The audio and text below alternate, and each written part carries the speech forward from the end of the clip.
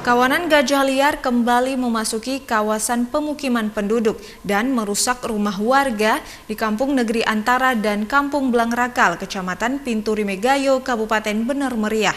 25 unit rumah warga dilaporkan rusak akibat amukan kawanan satwa dilindungi tersebut. Sebanyak 112 jiwa terpaksa harus mengungsi. Nah, ini gajah nih.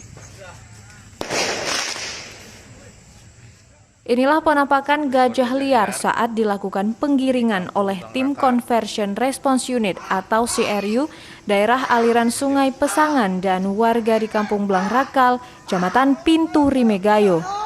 2 ekor gajah Sumatera yang terpisah dari kawanannya itu sempat masuk ke perkampungan dan melintasi Jalan Nasional Birentakengon. Oleh tim penggiring gajah dengan menggunakan mercon menggiring kembali gajah tersebut untuk memasuki kawasan hutan. Kawanan satwa yang dilindungi yang diperkirakan mencapai 40 ekor ini sudah hampir sepekan terakhir berada di kawasan pemukiman penduduk di Kampung Negeri Antara dan Kampung Blangrakal, Kecamatan Pintu Rimegayo. 25 unit rumah warga dilaporkan rusak akibat amukan satwa bertubuh besar itu.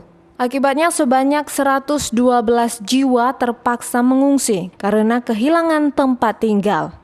Selain menempati tempat pengungsian sementara, sebagian pengungsi juga menumpang di rumah sanak saudara. Kondisi di bawah sana seperti apa, Bu? Kenapa harus mengungsi kemari? Rumah udah hancur. Hancurnya kenapa? Gajah. Berarti tiap malam datang gajah itu? Ya, banyak kali itu gajah. Selain merusak rumah, apalagi yang kerusakan lainnya, Bu, di sana, Bu? Kayu semua rusak. Tanaman, Bu, ya? Nah, tanaman semua rusak.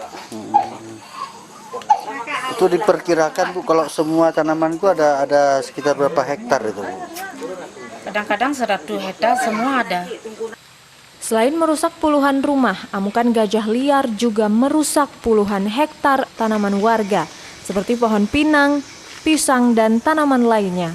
Akibatnya warga selain kehilangan tempat tinggal juga kehilangan mata pencariannya sebagai petani.